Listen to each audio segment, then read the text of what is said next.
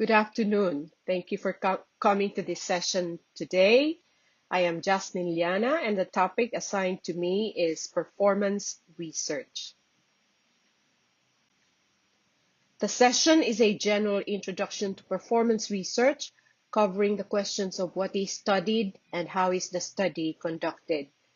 In the process, I will also be talking about some of the key critical writings and methodologies in performance research. We will start with a discussion of issues in performance research, which would set the scene, so to speak, followed by a brief discussion of the performance paradigm. The main discussion is on 2 points: performance as object of study and performance as method. But due to the time constraint, I will focus more on performance as method. Now, since this is a learning session, I prepared this slide as a suggestion on how you can benefit the most from the session. By the end of the session, I hope that you will be able to answer, or you'll be willing to answer these 2 questions. How might you conceive your practice, work, or project in terms of the performance paradigm? And what might be productive uses of performance research for your own practice, work, or project? Considering performance as object of study, easily we can see on this slide that performance research draws from history, sociology, and anthropology. But what is important to note at this point is that here we are talking about performance as the object studied, the what of the investigation. The thing is live, since theater and performance are live arts. We are looking at an event, something that happens right before our eyes, or within which we are immersed in an embodied experience. The question is, how can or how might performance be researched and studied? The ethical question is at the core of these issues, as it is with research in all other fields. That's why there is a research ethics review and approval of all research proposals.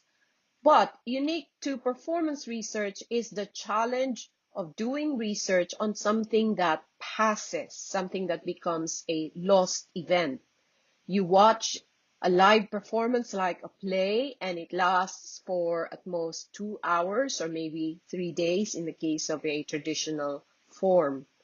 After this, all you have are traces of the performance, your memory of it, or at most a souvenir program, a poster, or a playbill, or the director's notes. The issue is then how the researcher can put together an authentic document of the live event, now a lost event after the fact of its occurrence. And authentic, the term authentic, is used here as something that may be construed in different ways: validity, rigor. The issue is in fact at the heart of the old debate on the idea of performance as disappearance, propounded by Peggy Phelan, and the problematic implications of such an ontology of performance with respect to politics. If performance disappears, how does or how can it transform the world or effect change for the betterment of the human condition? How, in fact, does it produce knowledge? Does documentation solve the problem? How do we work with memory? But these issues only make performance research an exciting field with many possibilities. As with other kinds of research, we start with the object of the inquiry and gathering the data about or on it. And for this, we use performance analysis, which is at the very heart of any research on performance. This is the equivalent of the close reading that is done for a literary text. You let the work speak to you. I recommend the protocols for doing so, developed by Patrice Pavis in his book, Analyzing Performance, which looks at every level and aspect of the work, from the minute gestures and facial expressions of an actor to the social network in which theater is embedded. So there are guide questions and suggestions for every aspect of performance, including actor, costume, space, time, music, and lighting. But as this blurb says it, the protocols go beyond a formal analysis to a semiology and anthropology of performance where spectator and actor are equally objects of study. The questionnaire developed by Pavis is extensive, with very specific questions under each of the 14 items. It is a thinking tool by itself.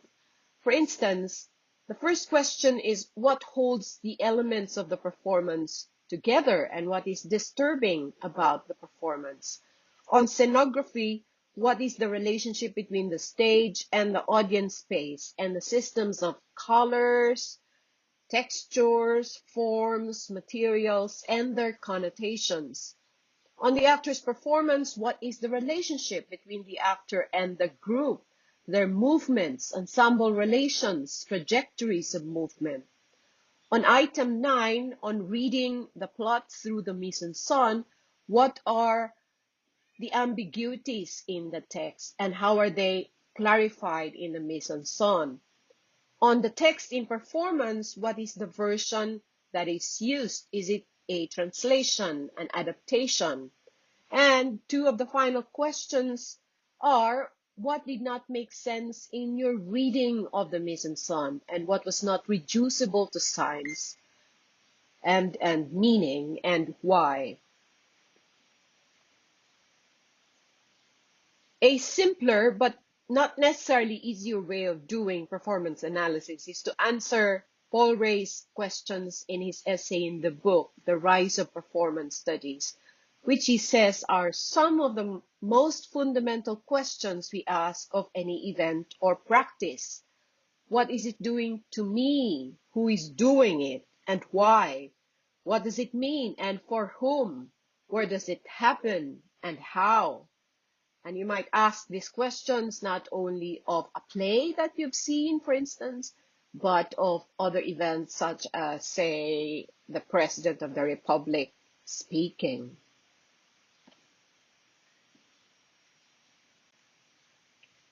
In Philippine scholarship, here are some examples. The books on the Subli by Elena Rivera Mirano, the books on the Sinaculo and Comedia by Nicanor Chongson, and the last one on the right is my own work on the Dotok of Bicol. It's not a book yet, it's a manuscript which is available on the Aberystwyth website.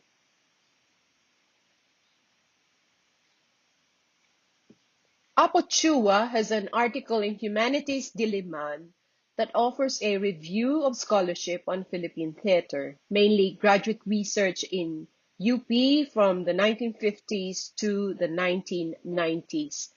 Chua describes 4 decades of scholarship, saying there were marked changes in the object of study from the emphasis on the play text or dramatic literature during the first decade, from the 50s to the 60s, to the culture of theater during the 4th decade, the 80s to the 90s. Other than performance analysis, but supporting or supplementing it, are other methods like performance documentation, historical research, and field research. Due to the time limit, I will not discuss these in detail, although ethnography or field work will be covered in the rest of the talk.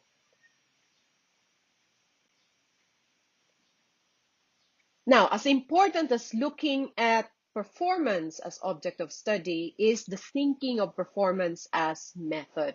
As Diana Taylor explains it in her book, The Archive and the Repertoire, performance can be the method, not simply the object of performance studies. The challenge is to see and appreciate performance not as what it is, but as something that enables us. And therefore, the focus is on what performance allows us to do. This challenge is what is posed by the performance paradigm. It is important to note that with performance research, we are not talking only about using performance or concepts and processes of theater as models or metaphors to explain phenomena, although this can be done too. For instance, this was what Victor Turner did when he came up with the idea of the social drama in trying to explain ritual. This marked, in fact, the early anthropological phase of performance studies as a field of scholarly inquiry.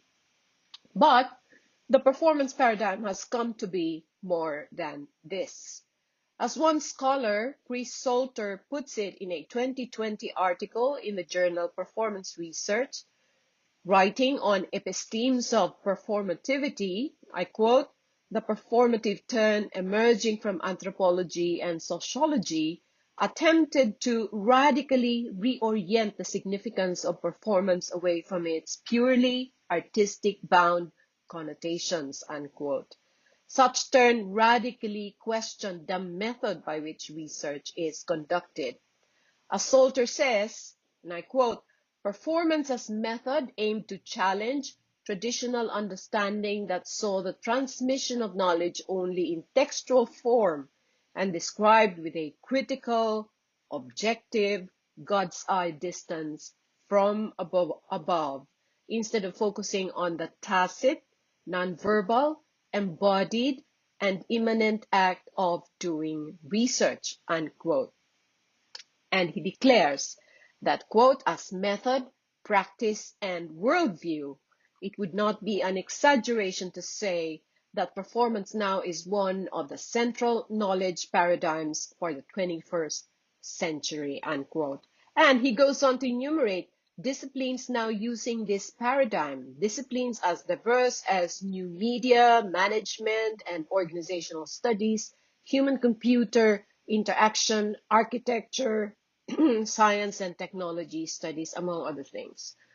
Following Salter, we may therefore say that it behooves any serious researcher and practitioner of theater and performance to seriously pay attention to the possibilities of performance studies for their own research or artistic practice.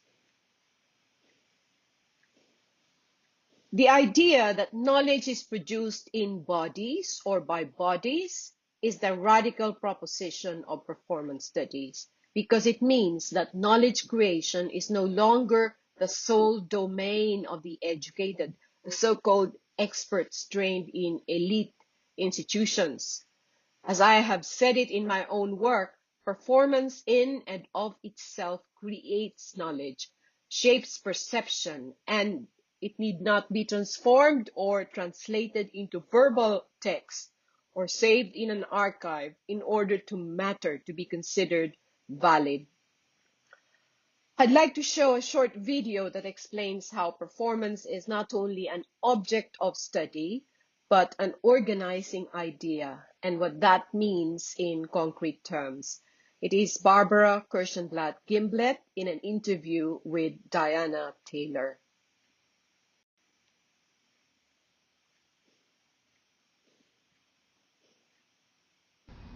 Today we have Barbara Kirschenblatt-Gimblet, one of the professors in performance studies, also known as BKG to her friends and students. Our first question, Barbara, is what are the basic tenets of performance studies according to your way of thinking? The first tenet is to use performance as an organizing idea for thinking about almost anything. So I would start with that. Performance as an organizing idea.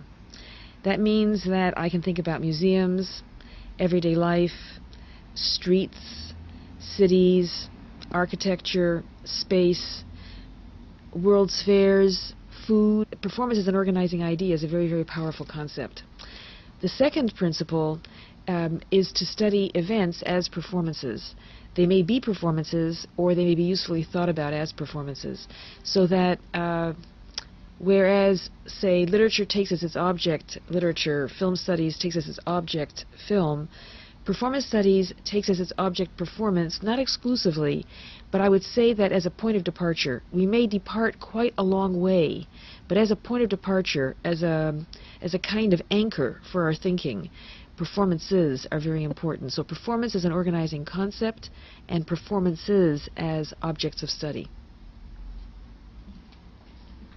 What do you think performance studies allows us to do in a practical way in terms of methodologies, epistemologies, and so forth?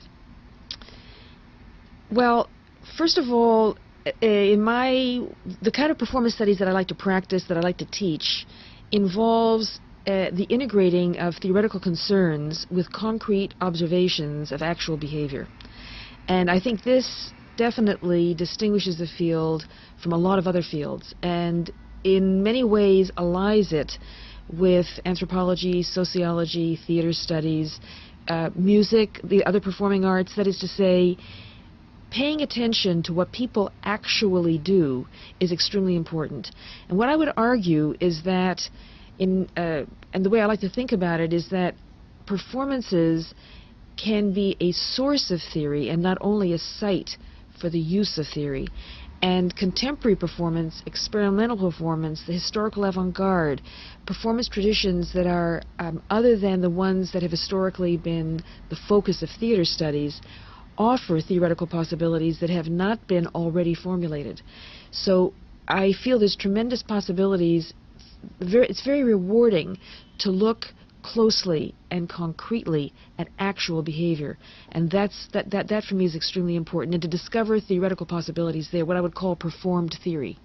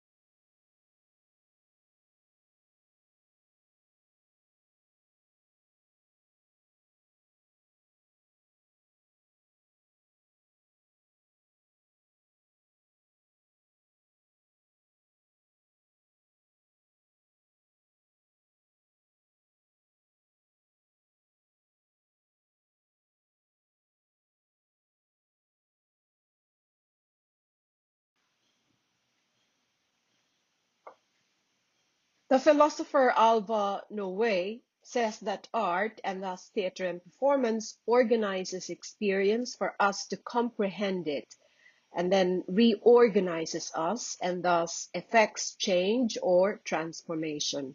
For Noe, art, quote, engages with the ways in which our practices, techniques, and technologies organize us. And it is finally a way to understand that organization and inevitably to reorganize ourselves, unquote. We make sense of our experience by naming it, explaining it, constructing an image of it, and so on. But then art goes a further step. It causes us to rethink what we know, how we know, and in so doing changes us and how we live, our habits of mind and body, our ways of relating with other people, and the world we live in. The author of the book on post-dramatic theater, Hans Thies Lehmann, more directly says, and this is so important I am reading his words verbatim from the slide, quote, all that we recognize and feel in life is thoroughly shaped and structured by art, shaped and structured by ways of seeing, feeling, thinking, ways of meaning, articulated only in and by art. So much so that we would have to admit that the real of our experiential worlds is to a large extent created by art in the first place, unquote. To put it simply, we owe to art all that we know of our world and of ourselves. The philosopher Alain Badiou has an even more radical idea that theater thinks truths, that it is a truth procedure whereby things that will not have been visible prior to the experience of theater come to be visible because of theater. Of course, he says this of all art, but in the book In Praise of Theater, he speaks specifically of how theater as art fulfills its important function of orienting us in the confusion of the times, of the present, in the face of the postmodern questioning of the impossibility of establishing truths, or the so-called age of post-truths. Badiou holds firm his philosophy of truth procedures. Performance research is therefore more than just a set of research methodologies. Embedded within the field of performance studies, it shares the features of performance studies as a fluid and open interdisciplinary endeavor where disciplinal boundaries are contested. That's why sometimes it is still said to be anti-disciplinary, and which is relentlessly self-reflexive, which means it interrogates itself all the time, questions its own authority, and therefore always addresses the ethical question. Not only what to say, but how to say it, and why, and for whom, with whom. It is acutely conscious of the problematics of representation.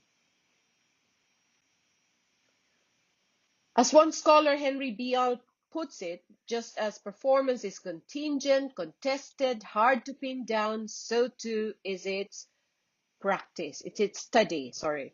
It's not a bug, it's a feature. And perhaps this is why, as Chris Salter says, it has become one of the central paradigms for the 21st century. In a VUCA world, volatile, uncertain, complex, ambiguous, and made even more so by the coronavirus pandemic, performance studies can train us in dealing with volatility, uncertainty, complexity, and ambiguity. It is its very specialty. If you're interested, you can check out Henry Bial's essay in this book, Performance Studies in Motion, published by Methuen Drama. The essay, titled Performance Studies 3.0, traces the development of performance studies as a field and likens it to an operating system, the OS of the computer, which is a platform that makes actions possible. It's a fun read. Do check it out. I also have a chapter in the book. Please check it out. And if you do read my work, you will see what I mean on this slide. I was trained in theater arts, and it was my entryway into performance studies and performance research. But I found that the concepts I knew were not sufficient and in many ways incommensurable to what I wanted to study. And it continues to be my reason for advocating PS within our community of theater and performance in the Philippines. I think we lose a lot in being confined to studying performance in the Philippines using only the traditional ways we have been taught to think of performance as drama or the dramatic arts. In the Philippines, there are many performance practices that do not correspond to what is known as drama in the classical Aristotelian sense of the term. The same is true for many Asian forms and traditions, which are really the classical Asian forms and traditions. No, kabuki, Chinese opera, wayang kulit, the Indian performance traditions, to name only a few, or to name the main or dominant ones. Also, many modern and contemporary performance, even in the West, have long departed from the Western classical tradition. The challenge for us in the Philippines is to be able to articulate a framework that emerges from our own performance history, born out of our indigenous worldviews and cultures. I have been advocating for the use of performance studies as a framework for the study of performance in the Philippines because I think it allows us to do precisely that and therefore to think for ourselves and with our own resources and experiences. Let us listen again to Barbara Kirschenblatt-Gimblett, this time talking about the applications of performance studies in an international context. By the way, this is open access and you can download your own copy from the internet. And what do you think performance studies contributes to a study of expressive culture in an international setting? Well, we like to think, I like to think of performance studies as being intercultural, interdisciplinary, and intergeneric.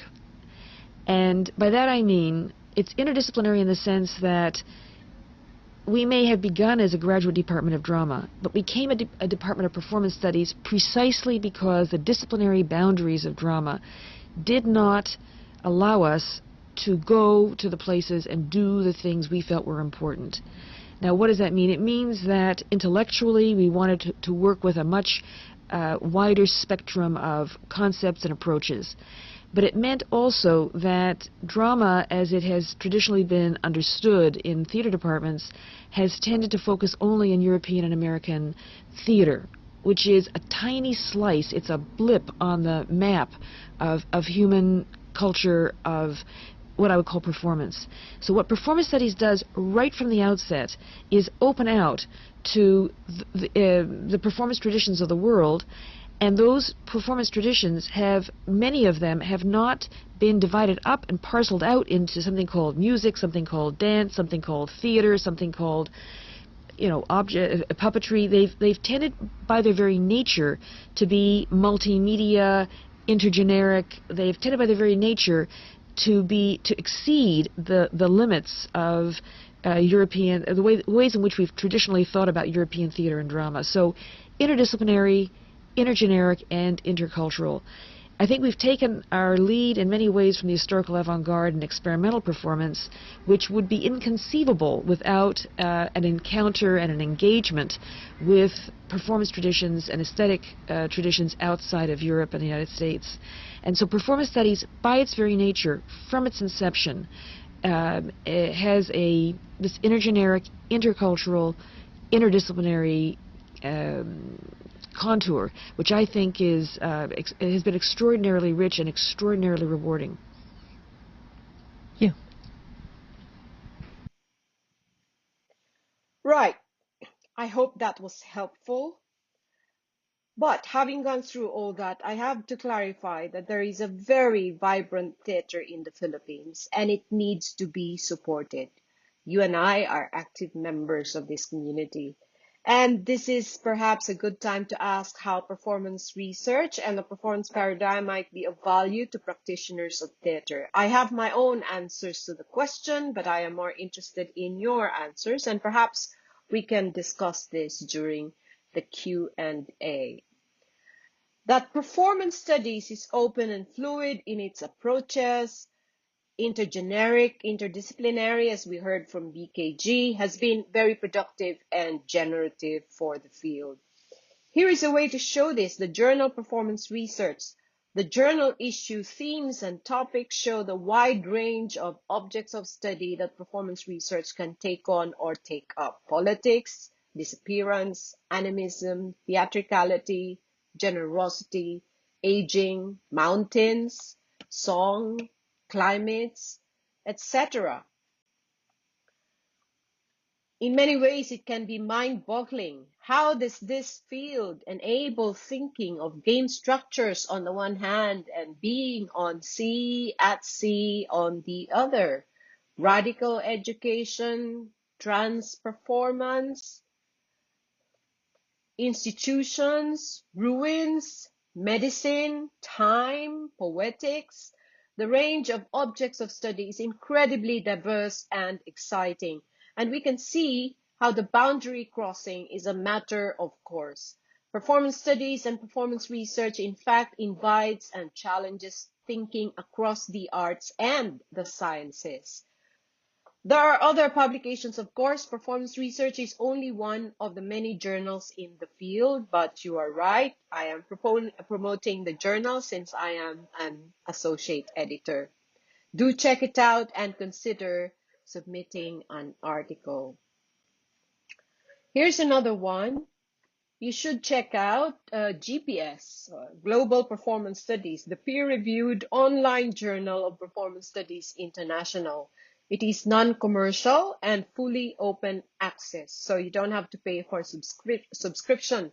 You can read and download all you want, and you can also consider submitting a contribution. A beautiful feature of GPS is that it accepts and features multi-form contributions. So not only essays or written articles, but also videos or photographs. Plus, you would be able to track the major conversations on the themes of the association's annual conference from 2016. We started GPS only in 2016, but it has now become a key driver of discussion in the field. I recommend another book as reference for your reading pleasure, Thinking Through Theatre and Performance, published by Bloomsbury, Methuen Drama in 2019, fairly recently. As this poster says it, the book asks questions that theatre and performance are uniquely capable of asking. There are many examples here of performance as method. My chapter in this book asks how theatre thinks through politics and explores the answer via an extended reflection on the practice of reenactment theatre by the Teatro Obrero of Escalante, Negros. Performance as method is radical research.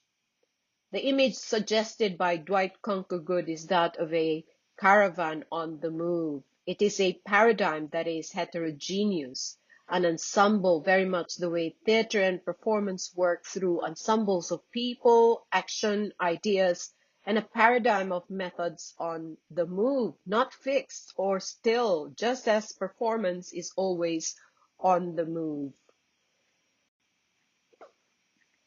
Ethnography in performance research is the same ethnography in sociology and anthropology, using immersion, participant observation, key informant interviews, but with a twist. In performance research, ethnography is ethnographic co-performance as propounded by Dwight Conquergood. In many ways, it veers away from established traditions in sociology and anthropology because of its radical propositions about the nature and intent of ethnography and its underlying conceptions of the objects of study and their relationship with a researcher. It interrogates the authority of the researcher to construct statements about the research. It criticizes the view of culture as text espoused by Clifford Geertz and earlier theories about ethnography and the research endeavor, bringing into critical awareness the fact that anthropology and the ethnographic enterprise serve the purpose of empire building and colonization.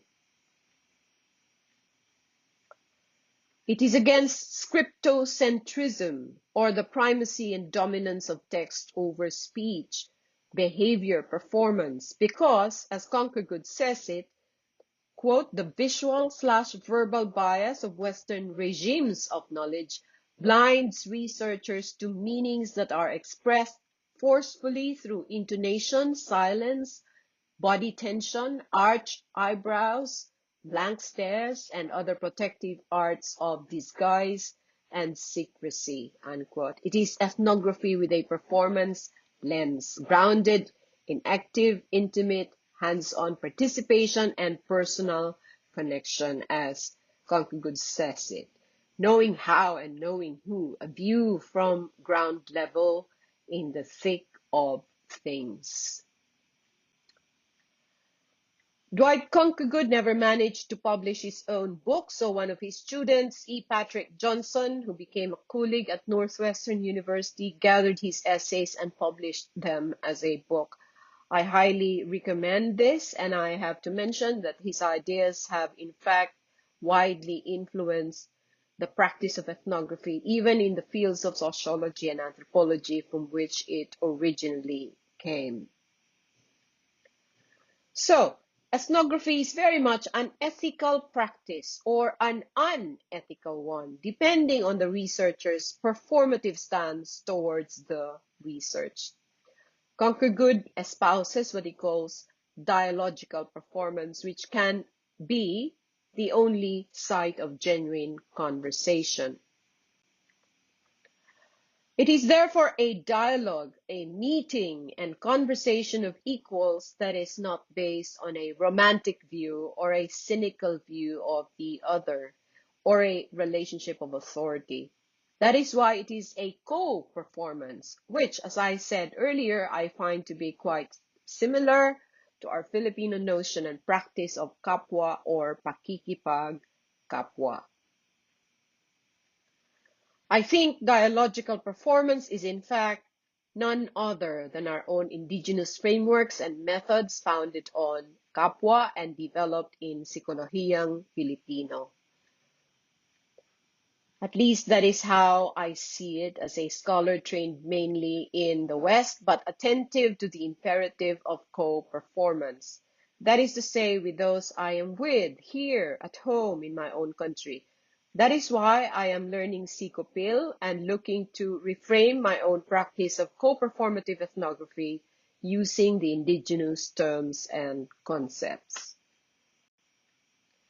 In fact, I have already done so in my own way, using my own Bicol context and experience. Ethnographic co-performance in my own practice is anduyog, which in Bicol means being in total unity with the other being the kapwa.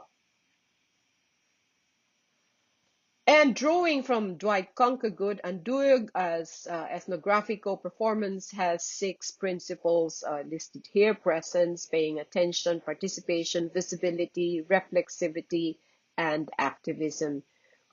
It is a work in progress and it lacks the familiar terminologies from Psikolohiyang Filipino. Maybe I have to use Bicol, but it has been very helpful as an attempt to develop an ethics of practice in researching theater and performance. Now, as the last part of the talk, I'd like to show how performance research works for a theater company with the practice of research to production. This is a methodology that I coined myself when I was working with a university theater company in Albay, stage of Aquinas University, now UST Legazpi. It is both a research methodology using performance and a production methodology using performance research, each one informing and shaping the other in productive ways. It uses ethnography, which means there is community immersion, participant observation, and key informant interviews, often combined with theater workshop processes and methods such as forum theater that we learned from Augusto Boal. It is a process I have adapted into my own work as artist and researcher, a process called co-performative ethnography, learned from the American performance scholar Dwight Conkygood.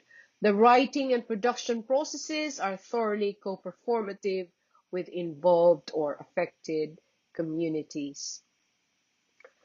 At Aquinas University, we use the methodology for the play Tatlong Libong Bayani ng Ibalong, conceived, devised, and directed by SanaySining2021 for stage, but also for Sining Banwa, no? Since he's now the artistic director of the Sining Banwa Albay Performance Collective based in Legazpi City.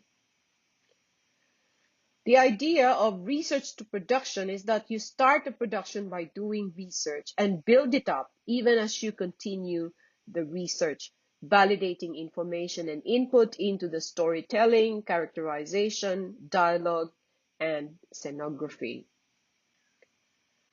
In the case of Tatlong Libong Bayani ng Ibalong, the company conducted workshops and interviews which they then drew from in weaving together what eventually became the play, featuring actual workshop outputs on what it means to be a hero or what a hero does, which, according to the responses to questions and the characters of the play, are not necessarily grand gestures by big figures in the legends and myths, or in the history books for that matter. They can be everyday actions by ordinary individuals. But Tatlong Libong Bayani also marked a decisive turn in the poetics of SanaySining2021 and Sining Banwa. Prior to this, they had been experimenting with short pieces, but in Tatlong Libo, they inaugurated a new aesthetics which Sari calls bear theater. The play itself was therefore a process of research in another sense, because the company was exploring the very process of staging. The research was not only in producing the content for the play, as SanaySining2021 or Rowie, as I still call him, explains it in a paper he shared at a theater conference like this in 2014, and I quote, "Sa mga dulang yon, hindi tayo gumamit ng backstage. Ang lahat ng paghahanda at pangyayari sa likod ng entablado, maging sa technical booth, ay inilabas natin sa mga manonood. Ito ang konsepto ng naked o bare theater. Layunin nating ipakita sa audience ang paggawa bilang isang totoong pangyayari sa loob ng tanghalan. Ito ang proseso ng paglikha." End of quote. And so in the performance of Tatlong Libong Bayani, the actors were the ones operating the lights and sound equipment which were in full view of the audience. There was a deliberation to the ways the backstage invaded the front stage and made itself part of what was shown.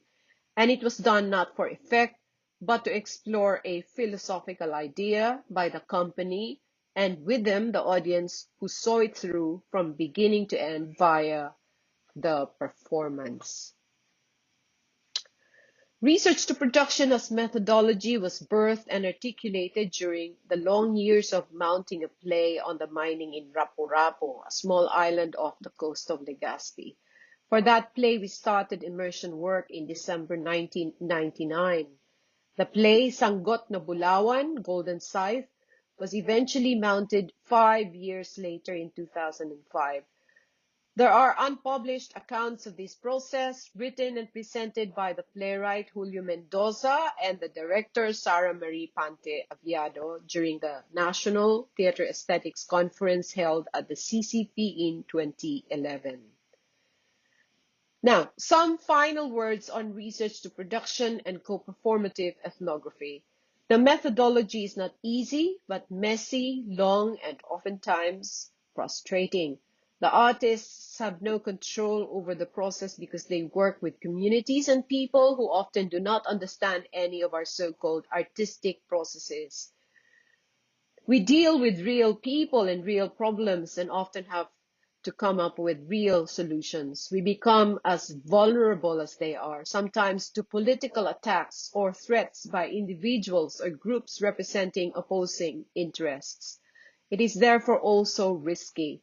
I am not saying you should not try it yourself, but that you should do it only with full awareness of what it means and what it entails. In the spirit of the work of Dwight Conquergood, I have called this methodology radical research, and its imperatives are what I think we should attend to as artists and cultural activists. So in closing, let me sum up with a key idea that performance is both an object of study and a method of study. I discussed the issues in performance research and the various ways by which research can be carried out despite the difficulty and challenge of creating an account of something which has already passed or is lost forever. In the process, we talked about examples and critical texts that you may want to further explore for your own work as artists and researchers. As a reminder, here is our slide on the suggested learning outcomes. I hope this session has been helpful. Just Mabalos, thank you for your interest and attention, and I look forward to the discussion. Thank you very much.